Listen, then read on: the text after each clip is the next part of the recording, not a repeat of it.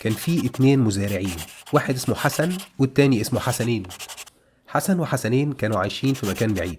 المكان ده في الصيف كان بيبقى جو معتدل ومناسب للزراعة، وفي الشتاء بيمطر أمطار غزيرة وممكن تغرق كل المحاصيل. حسن ما كانش بيعرف يزرع غير طماطم، فكان بيستنى موسم الصيف المشمس ويزرع الطماطم بتاعته، وفي آخر الموسم يجني المحصول ويبيعه، ويفضل باقي السنة عايش على الفلوس اللي جناها، ويدوب بتكفي للسنة اللي بعدها، وبيفضل مستني الشتاء يخلص بفارغ الصبر عشان يرجع يزرع تاني في السنة اللي بعدها.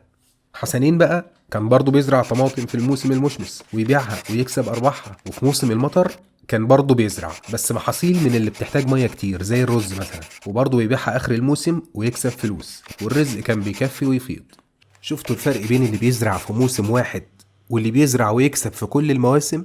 اهو ده زي الفرق بين اللي بيعبد ربنا في الرخاء فقط وبين اللي بيعبد ربنا في الرخاء والشدة. تأملوا كده الحديث ده: عجبا لأمر المؤمن إن أمره كله له خير وليس ذلك لأحد إلا للمؤمن، إن أصابته سراء شكر فكان خيرا له، وإن أصابته ضراء صبر فكان خيرا له. يعني مع كل خير بيصيبه بيشكر ربنا فربنا يكتب له أجر عظيم على الشكر، ومع كل ألم أو مصيبة تصيبه بيصبر على الألم فربنا برضه يكتب له أجر عظيم، وأحيانا أعظم من أجر الشكر، ده حتى شكة الشوكة بياخد عليها أجر، فما بالكوا بقى بالحاجات الكبيرة زي المرض والفقر والهموم والاكتئاب وغيرها. طيب حد هيسأل نصبر ازاي؟ ايه الطريقة؟ بيقولك لما بتحصل مصيبة الناس بتتقسم ل4 درجات. أول درجة السخط، ودي كده زي صاحبك اللي لما تحصل له مصيبة بيقول أنا عملت إيه يا رب عشان تعمل فيا كده؟ أو زي صاحبتك اللي لما تكلميها عن الصبر تقولك هنعمل إيه؟ مدينة صابرين أهو، وتقعد تشكيلك همها بالساعات. السخط هو إن القلب يبقى معترض على الابتلاء وغضبان من ربنا حتى لو الشخص قال عكس كده باللسان، ودي طبعا فيها إساءة أدب مع ربنا وهتخلي الإنسان ما ياخدش أي أجر، بالعكس ده هتزيد في ميزان سيئاته كتير. الدرجة التانية الصبر، اللي هو انك حاسس بمرارة الابتلاء بس كاتمها جواك وعندك ايمان يمنعك تتصرف زي اخينا اللي فوق ده.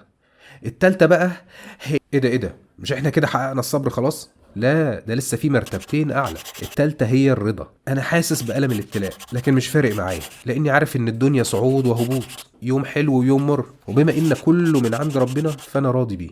الرابعة بقى ودي يا بخت اللي حققها، هي مرتبة الشكر، ان الانسان مش بس يصبر على ألم المصيبة، لا ده كمان بيشكر ربنا ان مصيبته اهون من غيرها وانها هتكفر من سيئاته قبل يوم القيامة، وده اجره عظيم جدا عند ربنا.